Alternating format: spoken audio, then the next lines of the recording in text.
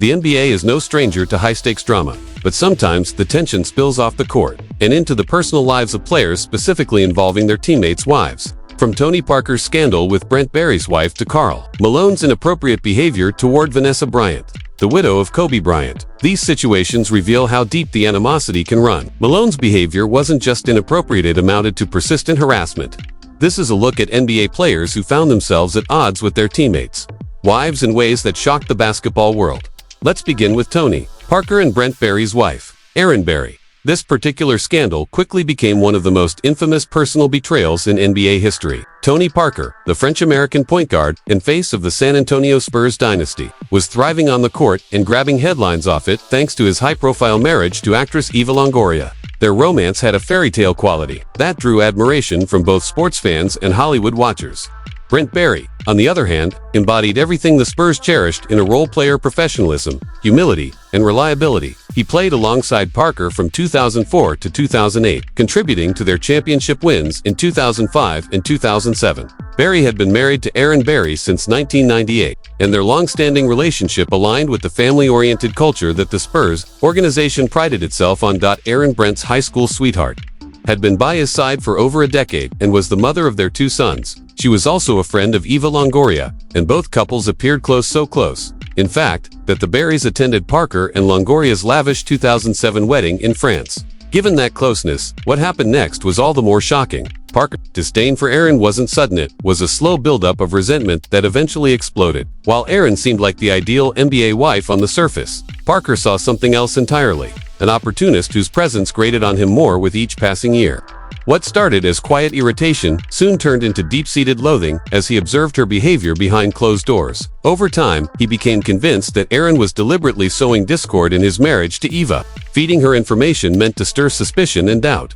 The scandal exploded in late 2010 when both the Parker-Longoria and Barry marriages began to unravel. Parker, seeking revenge, set in motion a plan that was both cold and destructive. On November 17, 2010, Eva Longoria filed for divorce from Tony Parker, citing irreconcilable differences. Reports soon surfaced that she had found hundreds of text messages exchanged between Parker and Erin Barry. However, what wasn't widely known was that Parker had purposely left those messages accessible, orchestrating the discovery to ruin Erin's life as payback for her supposed interference. According to sources, Parker and Erin had been exchanging flirtatious and even sexually charged messages for nearly a year. It was a move calculated in cruelty. Parker's aim wasn't passionate, was sabotage. By seducing the woman he despised most, he intended to wreck not just her marriage but her reputation as well. Brent Barry filed for divorce on October 29, 2010, and it was finalized by January 5, 2011. In the end, Parker was willing to sacrifice his own marriage just to ensure Erin's life collapsed. Erin publicly denied the affair, posting on her website that she did not have an affair with Tony Parker. But her denials only seemed to further satisfy Parker's desire for revenge.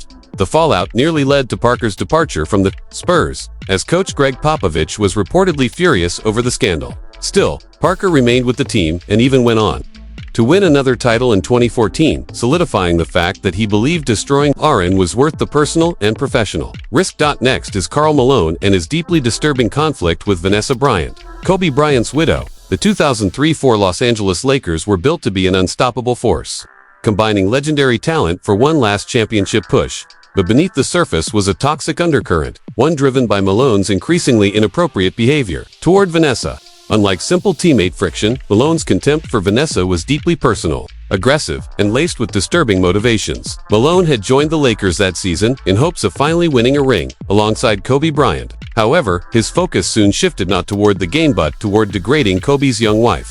From the outset, Malone viewed Vanessa as everything he despised about modern NBA wives. A young woman who, in his eyes, had married into fame and fortune without earning it. Although their families had become close friends, Malone harbored a simmering animosity toward Vanessa. He hated how she carried herself, how close she was to Kobe, and how she represented a new generation of NBA partners he found insufferable. His hatred stemmed from a toxic mix of jealousy, frustration, and possibly even racial prejudice, all of which finally erupted in a shockingly inappropriate encounter. On November 23, 2004, during a Lakers game, Vanessa was speaking on the phone with Kay Malone, Karl's wife. Kay suggested that Vanessa call Karl to invite his son to sit with her during the game. What seemed like a harmless gesture quickly turned ugly. When Vanessa called Carl, he allegedly responded, "Why don't you come sit next to me and give me a big hug? If you do that, it'll be on the cover of every magazine." But this wasn't just flirty. Banter. It was a power play, a deliberate attempt to humiliate and belittle Vanessa. Malone then asked, "Do you like me?" And when Vanessa answered that she respected him as her friend's husband, he pushed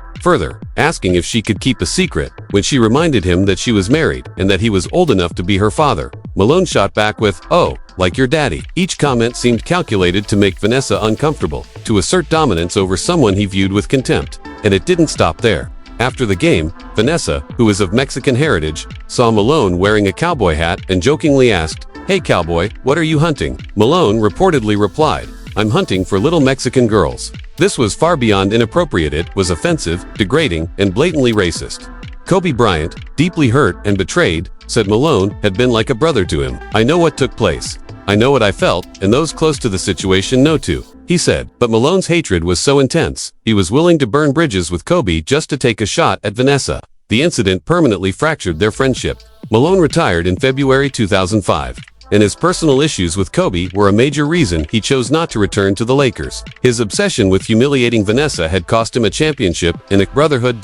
Then there's Jason Richardson's conflict with Steve Nash's wife, Alejandra Amarillo. During their time together with the Phoenix Suns, Nash was engineering one of the NBA's most elegant offenses, but behind the scenes, a destructive force was unraveling everything. Jason Richardson's growing resentment for Alejandra Amarillo became one of the league's most shocking off-court stories. Richardson joined the Suns in December 2008 and played alongside Nash until December 2010. But almost immediately upon arriving in Phoenix, he developed a strong dislike for Alejandra. Nash had met Alejandra in New York City in 2001 and married her in 2005. They had twin daughters, born in 2004, and a son, Mateo, born on November 12, 2010. But Richardson saw Alejandra as a manipulative figure, someone who had used her looks to lock down a wealthy athlete and who, in his opinion, carried herself with a sense of entitlement that overshadowed the players themselves. He found her constant presence at team events frustrating and her influence over Nash suffocating. Though he admired Nash's skills on the court, Richardson looked down on his personal decisions. Richardson's hatred peaked when he suspected Alejandra had been unfaithful to Nash, and he took action to expose her. Nash filed for divorce just one day after the birth of their son Mateo, raising eyebrows. Reports swirled that Nash doubted the baby's paternity, with speculation pointing to Richardson due to the child's mixed-race appearance. While initial rumors suggested that another teammate might be the father, many pointed the finger at Richardson. The timing was suspicious, as Nash's divorce filing and Richardson's trade to Orlando occurred in rapid succession. What made Richardson's actions particularly cold was that this wasn't about attraction, it was about revenge. He was determined to ruin Alejandra's life and expose what he believed was her true nature. His campaign succeeded in fracturing Nash's family, and even though Nash acknowledged Mateo as his son, doubts seeded by Richardson's vendetta would linger for years. The Suns traded Richardson to Orlando in December 2010, not as punishment, but as a clean break after the chaos he had stirred. In Richardson's mind, it was a victory.